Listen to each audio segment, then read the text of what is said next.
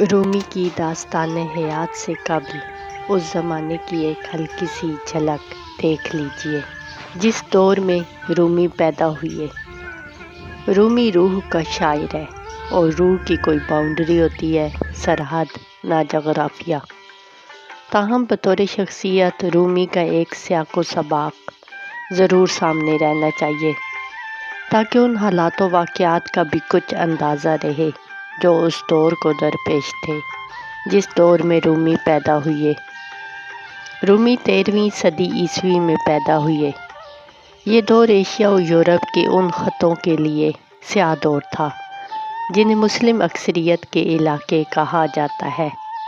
مسلم دنیا شدید بے چارگی، مایوسی، بے یقینی اور خوف کے دھندلے سایوں میں سانس لے رہی تھی۔ سیاست اقتدار کی کشمکش کا نام بن چکی تھی۔ تمدن جھوٹ فریب کی عفریت کا شکار تھا۔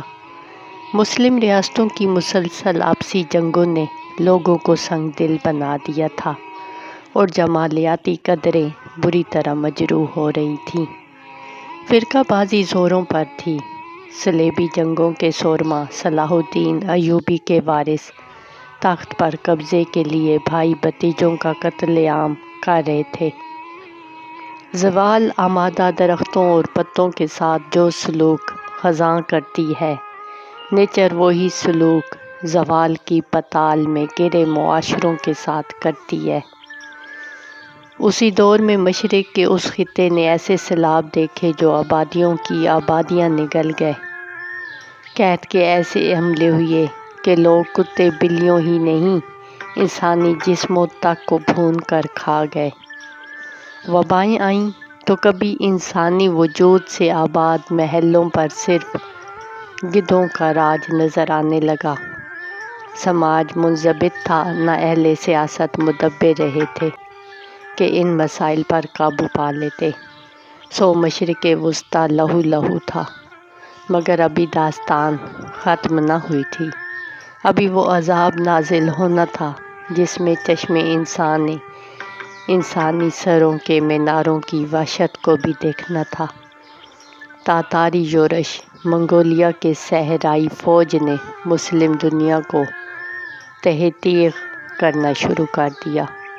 تاتاریوں نے ہزاروں شہر اجاڑ دیے، علم و فن کے مراکز کھنڈر کر دیے گئے، تہذیب کا مرکز بخارا خاک کا ڈھیر کر دیا گیا، سمرقند آگ کے شعلوں میں لپیٹ دیا گیا۔ بلخ، رے، ہمدان، زنجان، مرو، نیشا پور اور خوارزم جیسے شہر گویا زمین کے نقشے سے ہی محو کر دیے گئے۔ عباسی خلیفہ معتصم باللہ اور جو مسلم وحدت کی آخری علامتی نشانی تھی، خیموں میں لپیٹ کر پاؤں سے روندوا دیا گیا۔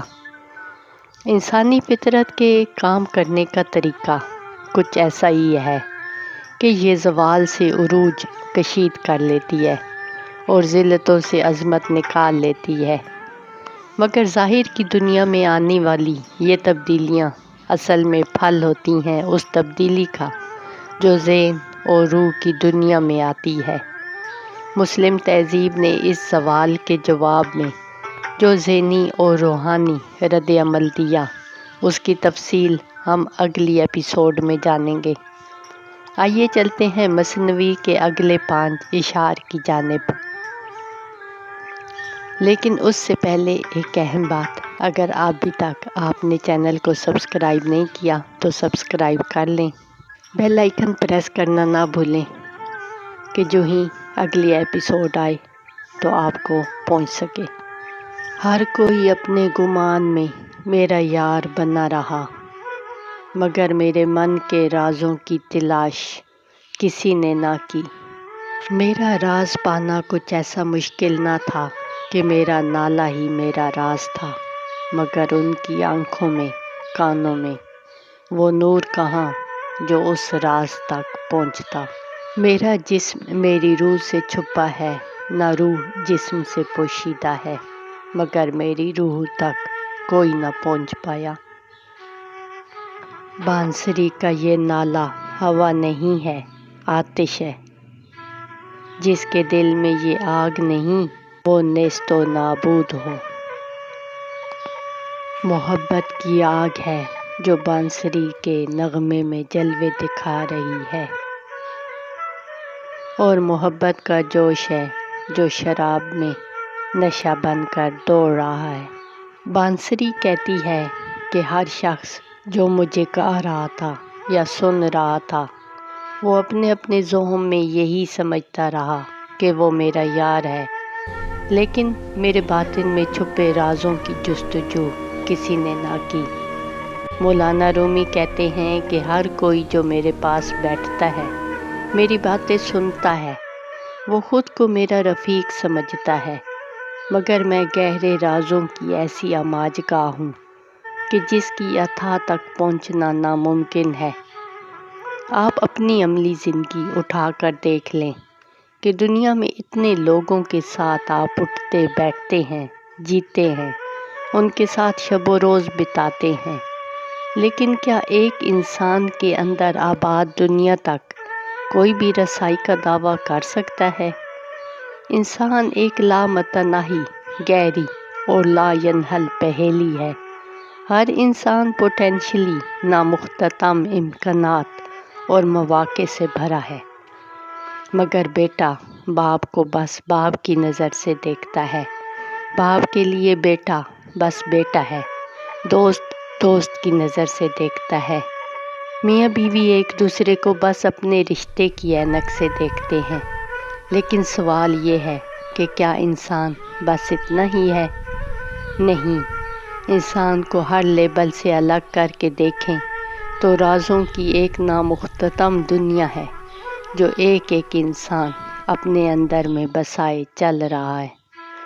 رومی نے یہاں انسان اور بانسری کا تقابل کرتے ہوئے کہا کہ بانسری کے نغموں کو سننے والا ہر شخص سمجھتا ہے کہ وہ اسے سمجھتا ہے، لیکن سوچیں کہ بانسری جب ایک دکھی گیت گاتی ہے تو دکھ کو سمجھنے والے اسے سمجھنے کا دعویٰ کرتے ہیں، وہی بانسری خوشی کا گیت گاتی ہے تو دکھ کا گیت سمجھنے والوں کے لیے وہ اجنبی صدا بن جاتی ہے۔ بانسری میں نامختتم گیت چھپے ہیں۔ ایک گیت کو سن کر، ایک گیت کو گا کر کیسے بانسری کو سمجھنے کا دعویٰ کیا جا سکتا ہے؟ یہی حال مرشد کا، ماسٹر کا، گرو کا بھی ہوتا ہے کہ اس کی محفل میں بیٹھا ہر مرید سمجھتا ہے کہ وہ مرشد کو سمجھتا ہے، مگر زندگی کی ماہیت کو سمجھنے والا حقیقی مرشد اتنا گہرا اور اتنا ہمہ جہت ہوتا ہے کہ ہر شخص اس کو سمجھنے کا دعویٰ کرتا ہے، ہر سالک اسے اپنا قریبی دوست مانتا ہے، مگر ماسٹر کی گہرائی تک نہیں اترا جا سکتا۔ دنیا میں جو بھی حقیقی گیانی ماسٹر، گرو، مرشد گزرے ہیں، ان کا یہ گلہ رہا ہے جو رومی کر رہا ہے کہ ہر کوئی اپنے ذہن میں میرا یار بنا رہا، مگر کسی نے بھی میرے اندر جھانک کر وہ راز جاننے کی کوشش نہیں کی جو میرے باطن میں چھپے ہیں۔ اور بات صرف ماسٹر، گرو یا مرشد کی ہی نہیں، ہر انسان بخوبی اس بات سے آگاہ ہے کہ اس کے اندر کی دنیا اس سے کہیں گہری ہے، جتنا باقی لوگ سمجھتے ہیں کہ اس شخص کی گہرائی اتنی ہے۔ ہر انسان اصل میں بخود ایک کائنات ہے، اس کے رفیق، اس کے احباب اس کے بس تھوڑے سے ہی حصے تک رسائی پا سکتے ہیں۔ یہ شکوہ کرنے کے بعد کہ کسی نے میری روح میں جھانک کر دیکھنے کی زحمت نہ کی، حالانکہ میرا راز پانا کچھ ایسا مشکل نہیں۔ بلا شبہ انسان کے باطن کی دنیا اسرار سے بھری ہے، مگر اسرار سے بھری یہ دنیا اتنی پیچیدہ ہونے کے باوجود بھی کوئی بڑی پہیلی نہیں ہے، بالکل ایسے کہ جیسے الجھے ہوئے دھاگوں کی اس بنڈل کا سرا مل جائے تو اس سرے کو تھامے کوئی بھی دوسرے سرے تک جا سکتا ہے۔ رومی کہتے ہیں کہ سرے کو ڈھونڈ لینے والے وہ لوگ وہ ہیں جن کے اندر کا نور زندہ ہے، اور جن کے اندر کا نور زندہ ہے وہ دوسرے میں موجود نور کو بھی آسانی سے دیکھ لیتے ہیں۔ بنیادی حقیقت یہ ہے کہ ہر انسان کے باطن کی دنیا میں اٹھ رہے احساسات، دماغ میں اٹھ رہے خیالات مختلف ہو سکتے ہیں، لیکن وہ اصل میں زندگی کی اسی ایک ڈور سے بندھا ہوا ہے جس سے ہر زندہ چیز بندھی ہے۔ زندگی کے ساتھ جو اپنے تعلق کی نوعیت دریافت کر لیتا ہے، وہ تمام اشیاء سے اپنے تعلقات کی نیچر بھی جان لیتا ہے۔ اس سے پہلے شعر میں بانسری نے یہ گلہ کیا تھا کہ ہر سامع اپنے ذوق میں مجھ کو جاننے کا دعویٰ گو تھا، مگر ان میں وہ نور حقیقت نہ تھا جو حقیقی مجھ تک پہنچ سکتا۔ بانسری کہتی ہے کہ میرا راز میرے گیت میں پوشیدہ تھا۔ حقیقت یہ ہے کہ انسان جو باطن کے نور سے جگمگا اٹھے، وہ ہر حقیقت کا آشنا ہو جاتا ہے۔ ہمارے ساتھ مسئلہ یہ ہوا ہے کہ ہم بدن اور روح کی بحثوں میں پڑ گئے، کہیں سے مادیت پسند آ گئے، کہیں سے آئیڈیالسٹ اپنا نعرہ لے کر آ گئے، کوئی مادہ و تصور کا انکار کرتے ہوئے روحانیت کی دکان چمکا کر بیٹھ گیا۔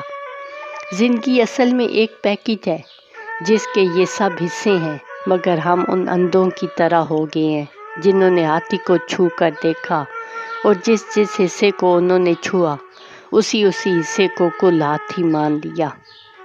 سائنٹزم کے بلیور سائنس کو حتمی صداقت تک پہنچنے کا ذریعہ سمجھتے ہیں۔ لاجیکل پازیٹیوسٹ کی واحد رہنما دلیل رہ گئی۔ مذہب پسندوں نے عقیدے کو عقیدت کا مقدس چادر میں اوڑھ کر پوجنا شروع کر دیا۔ ان سب کے مقابل میں حقیقی صوفی دنیا کو اور زندگی کو کل کی شکل میں دیکھتا، جیتا اور سمجھنے کی کوشش کرتا ہے۔ کل حقیقت کو جاننا ہے، کل زندگی کو سمجھنا ہے، تو رومی کہہ رہا ہے کہ خود کو سمجھ جاؤ، کائنات اور زندگی سمجھ آ جائے گی۔ جیسے کسی مکان کی مکمل نیچر کو سمجھا جا سکتا ہے اگر ایک اینٹ کی نوعیت جان لی جائے۔ مولانا بازبان بانسری کہتے ہیں کہ میرا نالہ اور میں کچھ الگ نہیں، بس سننے والے کے پاس وہ روشنی نہیں جو اسے دکھا سکے کہ نالہ و نئی نواز کچھ الگ الگ حقیقتیں نہیں۔ یہی مضمون اگلے مصرعے میں بھی جاری ہے کہ میرا جسم میری روح سے چھپا ہوا ہے، نہ روح بدن سے پوشیدہ ہے، مگر میرے احباب نے کبھی کوشش ہی نہ کی کہ میری روح کو بھی اس بدن کے پردے سے دیکھ پاتے۔ اسے نہ دیکھنے کی دو وجوہات پچھلے دو شعروں میں آ گئی کہ اول ان کے پاس وہ نور نہیں جس کی روشنی میں وہ دیکھ پاتے، دوم انہوں نے جستجو ہی نہ کی۔ اس سے اگلے مصرعے میں مولانا رومی کہتے ہیں کہ سنو بانسری کو سننے والوں، اس کے گیت پر سر دھننے والوں، بانسری کیا کہہ رہی ہے؟ بانسری کہہ رہی ہے کہ تم اس مدھر دھن کو ٹھنڈی ہوا کا جھونکا سمجھ کر نہ جھومو۔ یہ ہوا نہیں ہے، یہ آتش ہے، آگ ہے، عشق کی آگ۔ عشق مولانا رومی کی مثنوی کا مرکزی تھیم ہے۔ اس کی پوری وضاحت بھی ہم اگلی کسی ویڈیو میں کریں گے، کیونکہ رومی کے تصور عشق کو سمجھے بنا مثنوی کو سمجھنا ناممکن ہے۔ رومی کہتے ہیں کہ جس دل میں عشق کی یہ آگ نہیں، وہ نیست و نابود ہے۔ بہت سے کمنٹیٹر اس شعر کے حوالے سے کہتے ہیں کہ رومی جیسی شخصیت سے کسی کو بددعا کا دیا جانا بعید از قیاس معلوم پڑتا ہے۔ میری نظر میں اس کی وضاحت یہی ہے کہ جو بھی انسان عشق کی آگ سے محروم ہے، وہ اس آگ تک نہیں پہنچ سکتا جس کا نعرہ رومی کی اس پہلی نظم میں بانسری مار رہی ہے کہ میرا نغمہ ہوا نہیں ہے، آگ ہے۔ اس آگ تک رسائی آگ ہی پا سکتی ہے، آگ ہی آگ سے مل سکتی ہے۔ آگ سے پانی ملائیں، ہوا، لکڑی یا کچھ بھی، وہ ایک دوسرے میں ضم نہیں ہو سکتے۔ اس کائنات کی بنیاد میں عشق کی آگ کار فرما ہے۔ مجھے معلوم ہے کہ آج کی دنیا کے لیے یہ سمجھنا مشکل ہے کہ آفات، نفرتوں، زلزلوں اور سونامیوں کی اس دنیا کی بنیاد محبت کیسے ہو سکتی ہے؟ خاص طور پر وہ دنیا جو ڈارون کے نظریہ بقا پر کھڑی ہے۔ اس دنیا میں ہمیں تصادم نظر آتا ہے تو اس کی وجہ ہماری آنکھ ہے، ورنہ کائنات ہم آہنگی کی بنیاد پر کھڑی ہے۔ گلاب کا ایک پھول تک کھلانے کے لیے پوری کائناتی ہم آہنگی کار فرما ہوتی ہے۔ یہ تصور رومی کی مثنوی کے دوران آپ کے لیے اور بھی واضح ہوتا جائے گا۔ اگلے شعر میں مولانا رومی کہتے ہیں کہ عشق کی آگ ہے جو بانسری سے نغمہ بن کر نکل رہا ہے، محبت کا جوش ہے جو شراب میں نشہ بن کر دوڑ رہا ہے۔ یعنی اس کائنات میں تخلیق کا جو بھی عمل ہو رہا ہے اس میں محبت کا بنیادی پتھر ہے۔ کبھی غور کریں، کیا ایک شعر بھی تخلیق ہو سکتا ہے اگر لکھنے سے محبت نہ ہو؟ کیا کبھی کوئی سائنسی ایجاد ممکن ہے اگر سائنسدان کو اپنے موضوع سے محبت نہ ہو؟ کسی انسان یا حیوان کا بچہ تخلیق پا سکتا ہے اگر محبت اس کی بنیاد میں نہ ہو؟ کائنات میں جہاں تخلیق ہو رہی ہے، یقین مانیے محبت وہاں موجود ہے۔ عشق وجہ وجود کائنات ہے۔ عشق وہ چابی ہے جو کائنات کے سب راز آپ پر کھول سکتی ہے۔ جو بھی انسان اپنے اندر موجود اس مقام عشق تک پہنچ گیا، وہ ہے حقیقی صوفی، مرشد، ماسٹر، گرو، بھکشو، بدھا۔